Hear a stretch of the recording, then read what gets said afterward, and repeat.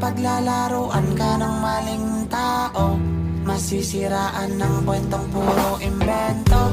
Pero hindi hadlang para magpasalamat sa may kapal na nagmamay-ari.